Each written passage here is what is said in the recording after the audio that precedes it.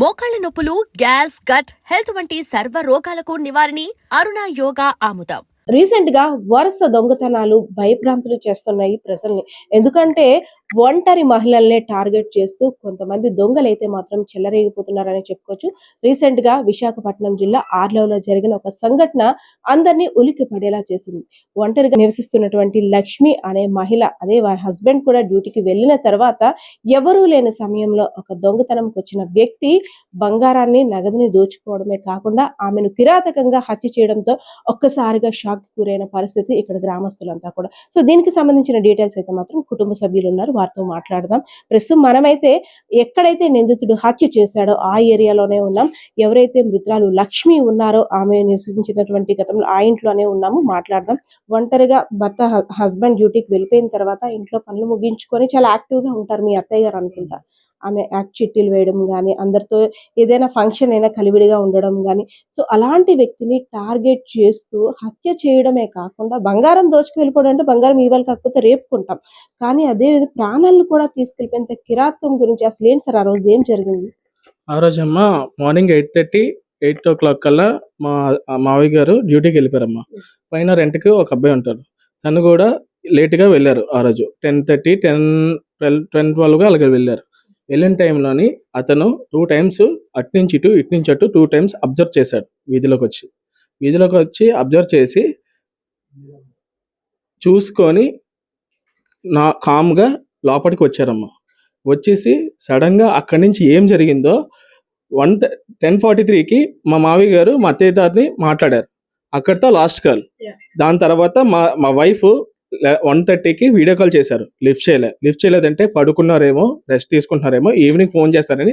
Everyday అలాగే ఉంటుంది వాళ్ళకి, పిల్లలతో వీడియో కాల్ మాట్లాడుకుని చేస్తున్నారు. అయితే చేస్తే రిటర్న్ కాల్ చేయలేదని చెప్పి ఆ నెక్స్ట్ డే 12న మా వైఫ్ బర్త్డే అయితే మేము షాపింగ్కి వెళ్ళాం. మా బాబు మా వైఫ్ వెళ్తే షాపింగ్కి వెళ్తే ఇంతలోపటికి మా మావయ్య గారు డ్యూటీ నుంచి 4:45, 6 లోపు డ్యూటీ నుంచి ఇంటికి వచ్చారు. అప్పటికి డైలీ ఫోన్ చేసుకుంటారు. భోజనంకి వస్తారని చెప్తే అడిగితే మా మావయ్య గారు రాను, నేను ఆఫీస్ వర్క్ ఉంది, నేను ఇక్కడే తినేస్తానని చెప్పేశారు. అయిపోయింది. ఇనఫ్ 5:30కి అలాగా ఆఫీస్ నుంచి వస్తే ఇంట్లోని ఇలా జరిగిందమ్మా. అంటే సీసీ కెమెరాస్ కూడా ఉన్నాయి, అది కూడా పొద్దున్న సమయంలో. ఎందుకంటే పైకి మెట్టెలెక్కి రావడానికి అంత సాహసించడం అంటే ప్లాంట్ గానే జరిగిందంటారు. అది ఎలా జరిగిందో మాకే తెలియట్లేదు. మా అత్తయ్య గారికి వేరే నంబర్ నుంచి వేరే వాళ్ళతో ఫోన్ చేశారంట. వాళ్ళు ఫోన్ చేసి ఇంటికి వచ్చి 2 టైమ్స్ అబ్జర్వ్ చేసుకుని డైరెక్ట్గా ఇంటికి వచ్చి ఇక్కడికి వచ్చిన తర్వాత ఏం జరిగిందో ఆ పాపం పుణ్యం మాకు తెలియదు అసలు. అక్కడ మా మావయ్య గారు ఇంట్లోకి వచ్చిన తర్వాత మాకు ఫోన్ చేస్తే గానీ ఆ విషయం మాకు తెలియదు. ఇది విషాదకర సంఘటన. అంటే గోల్డ్ కూడా పెద్ద మొత్తంలోనే పోయింది. ఆ గోల్డ్ తెంపుకెళ్లిన క్రమంలోనే చెవులు అవి తెంపేయడం, అదే విధంగా మెడలో పుస్తలు అవన్నీ లాగేయడం, అంతేకాకుండా బీరువాలో క్యాష్ కూడా పోయింది అంటున్నారు. అసలు ఎంత మేర క్యాష్ పోయిందండి? గోల్డ్ అంటే ఎంత సుమారు? ఒక 5 lakhs దాకా పోయిందమ్మా. గోల్డ్ ఒక 15 తులాలు పోయిందమ్మా. మాకు గోల్డ్ కాదు, క్యాష్ కాదు, మాకు మనిషి పోయారు కదా. మాకు కావాల్సిన మనిషి. ఇప్పుడు ఈ రోజు కాకపోయినా రేపైనా సంపాదించుకోవచ్చు. మాకు ఎలాగైనా వస్తుంది గోల్డ్. ఇంత సంపాదించుకున్న తర్వాత సంపాదించుకోలేమా? మాకు మనిషి తిరిగి వస్తారా? అలాంటి పరిస్థితి వాళ్ళ ఇంట్లో కూడా వాళ్ళకి జరిగితే ఆ బాధ అనేది వాళ్ళకి తెలియాలి. మేము ఎంత బాధపడుతున్నామో, ఎంత సఫర్ అవుతున్నామో, మా ఫ్యామిలీలోని ఇంత చిన్న పిల్లలతోనే ఎంతమంది ఉన్నాం కదా. మా ఇంట్లో నెక్స్ట్ పొజిషన్ ఏంటి, మా కోసం ఆలోచించే వాళ్ళు కూడా ఉండాలి కదమ్మా. ఒక నిండు కుటుంబం, మనవళ్ళు మనవరాళ్ళతోటి, పిల్లలతోటి, కొడుకుతో, కూతురుతో ఒక పండగ వచ్చిందంటే ఒక సందడి వాతావరణంలో ఉండేది. అలాంటిది ఒక్కసారి పెద్ద దిక్కైనటువంటి లక్ష్మి గారు లేపడం అత్యంత బాధాకరమనే చెప్పుకోవచ్చు. గారు అసలు ఆ రోజు జరిగిన దానికి షాక్. నిజంగా గ్రామస్తులే కాదు, కుటుంబం మొత్తం అంతా కూడా షాక్. ఏంటంటే దొంగతనం నైట్ టైం జరగడం సహజం, అలాంటిది పొద్దున్న ప్రీ ప్లాన్డ్ గా వచ్చింటే కనీసం ఆవిడ ఆ ప్రాణాలని నిలబెట్టుకోవడం కోసం ఒక అరుపులు గాని ఏవో ఒకటి చేస్తుంటారు కదా, కనీసం ఎవ్వరూ వినలేదు ఆ సమయంలో.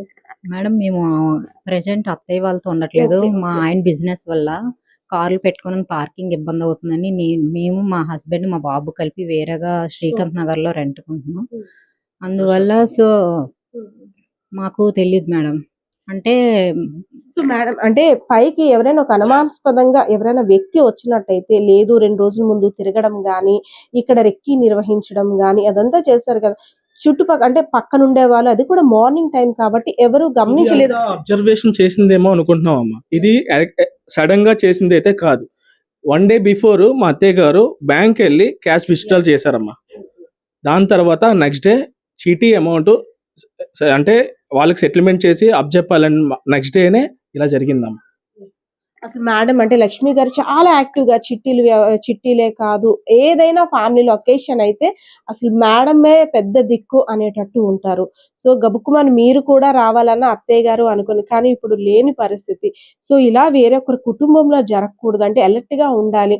దేనివల్ల అంటారు సార్? బంగారం గురించి దొంగతనం జరిగింది అంటారా, లేదంటే ఇంకా వేరే ఏదైనా కక్ష పెట్టుకొని చేశారంటారా? అసలు మీ అనుమానం ఏ కోణంలో ఉంది?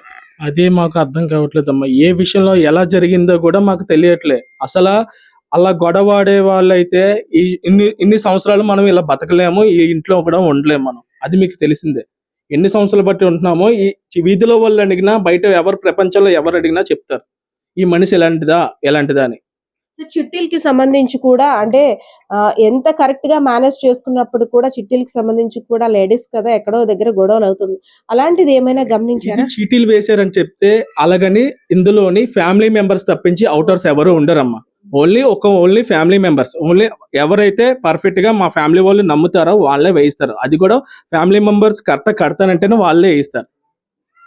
అంత మించి థర్డ్ పర్సన్ అనేది ఈ చీటీలోని ఎంతమంది ఉంటారో వాళ్ళందరినీ కలెక్ట్ చేసుకున్నా మీరు ఎవరు అడిగినా వాళ్ళు మా ఫ్యామిలీ వాళ్ళనే మీకు తెలుస్తుంది. అందులోని బయట అవుటర్స్ వీళ్ళకి మనం అమౌంట్ ఇవ్వలేదని చెప్పి గొడవలు అలాంటివి ఏమీ లేవు.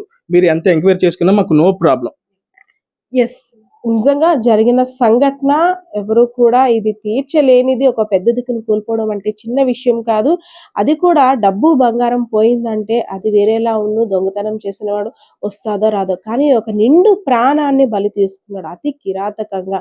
ప్రాణం కోసం ఆవిడ ఎంత పెనుగులాట జరిగిందో ఆ రోజైతే మాత్రం దేవుడిని ఎంత కోరుకుందో తెలియదు, కానీ ఇంట్లో విషాదం నిలిపిందనే చెప్పుకోవాలి. సో మాకంటూ ఎవరు శత్రువులు లేరు, కానీ ఎందుకు ఇలా చేశారో కూడా మాకు అంత చిక్కడం లేదు.